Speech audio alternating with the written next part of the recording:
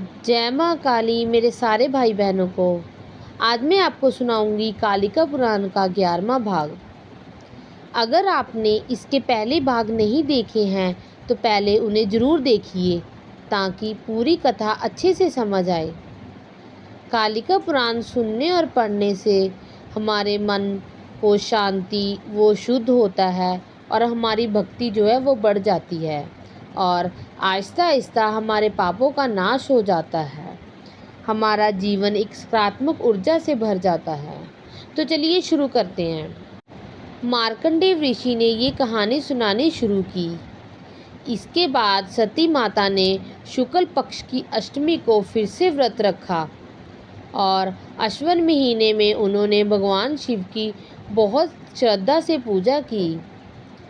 इस तरह जब उनका नंदा व्रत पूरा हो गया, नवमी के दिन के समय माता सती की गहरी भक्ति देखकर भगवान शिव उनके सामने प्रकट हो गए।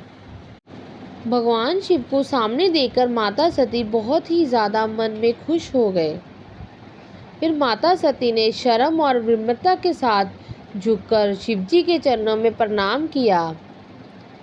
इसके बाद भगवान शिव ने व्रत रखने वाली माता सती से बात की।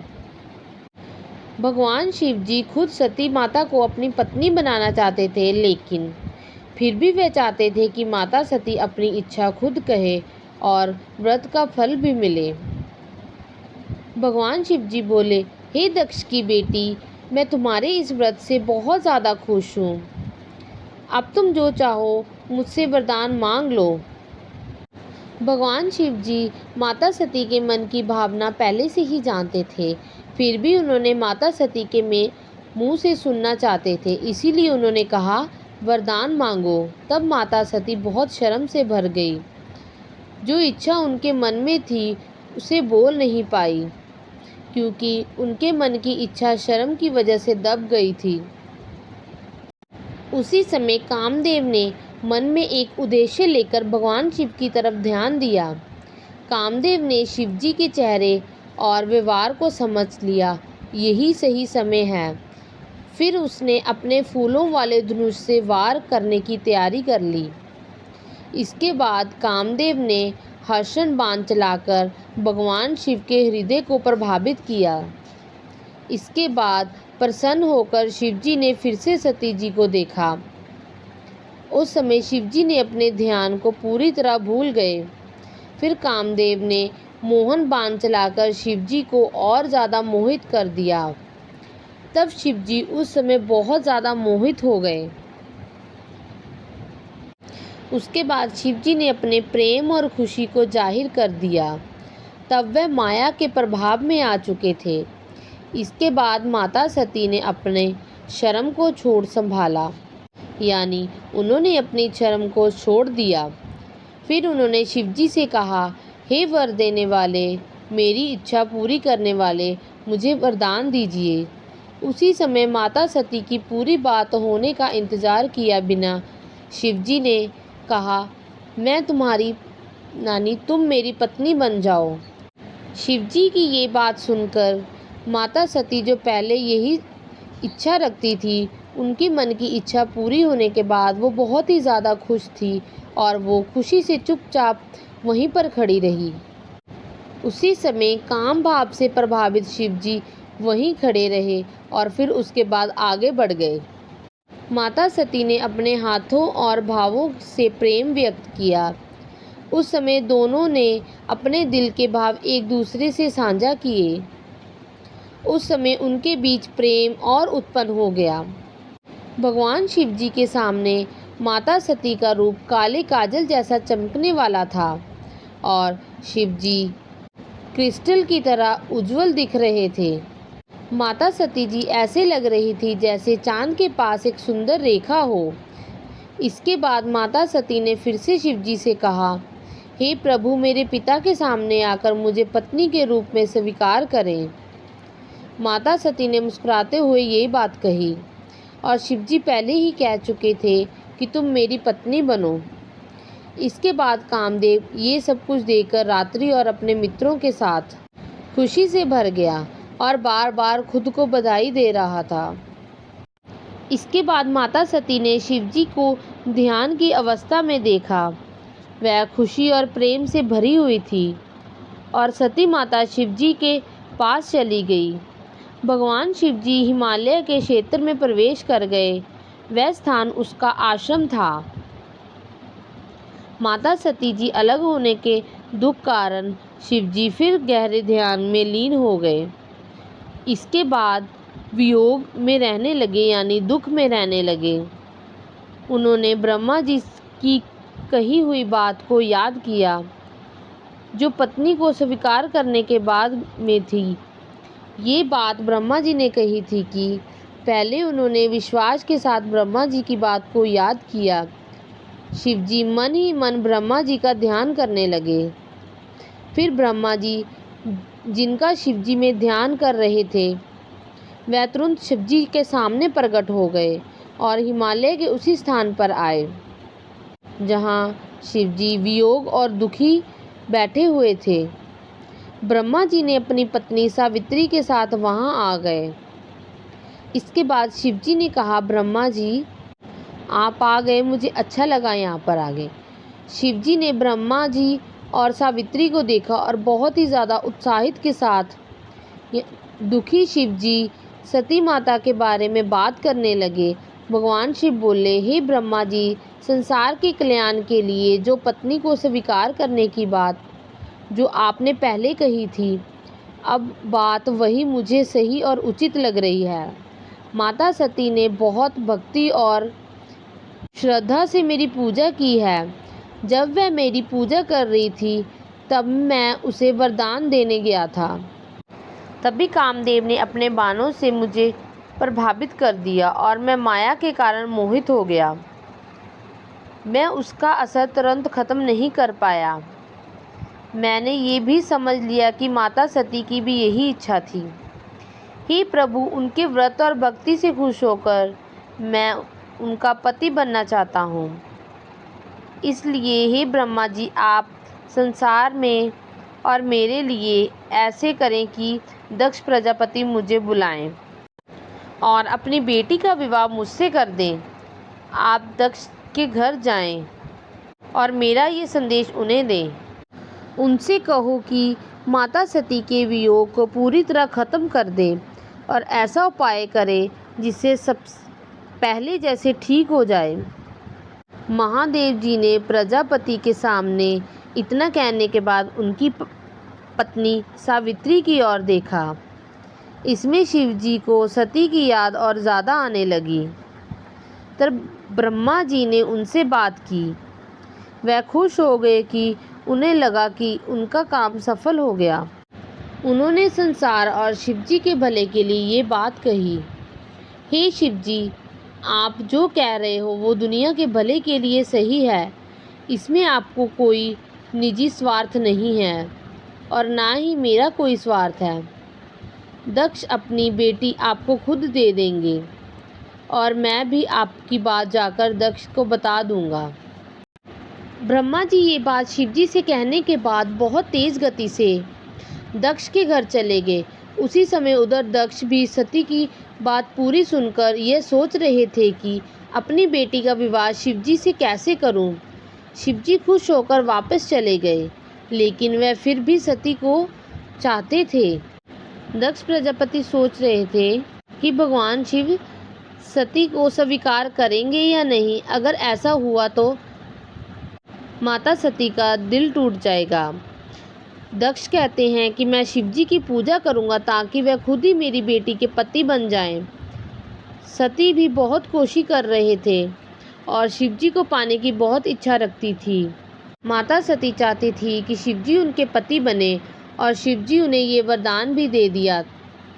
इस तरह दक्ष सोच विचार कर रहे थे। तभी ब्रह्मा जी उनके सामने आए। वह हंसों के साथ सावित्री के साथ बैठे हुए थे। दक्ष ने ब्रह्मा जी को देख के प्रणाम किया और नमन होकर खड़े हो गए। उसने ब्रह्मा जी को बैठने के लिए आसन दिया और उनका ठीक तरह से स्वागत किया। दक्ष ने ब्रह्मा जी से ठीक तरीके से बात की। इसके बाद सभी लोगों के स्वामी से दक्ष ने पूछा कि आप यहाँ क्यों आए हैं। दक्ष अंदर से बहुत ही ज़्यादा चिंतित थे, लेकिन साथ में खुश भी थे। दक्ष बोले, हे संसार के गुरु, कृपया बताएं कि आप यहाँ क्यों आए हैं। क्या आप स्नेह के कारण आए हैं या किसी और काम से? इस तरह दक्ष के पूछने पर देवताओं के श्रेष्ठ ब्रह्मा जी ने दक्ष को खुश करते हुए और मुस्कुराते हुए ये बात कही। ब्रह्मा जी ने बोला, हे दक्ष सुनो, मैं जिस काम से आया हूँ वे काम सबके लिए अच्छा और लाभदायक है। मैं वही काम तुम भी चाहते हो, तुम्हारी बेटी सती के, भगवान और शिव की। आज शिव जी खुद ही उसे पूरा करने के लिए आए थे।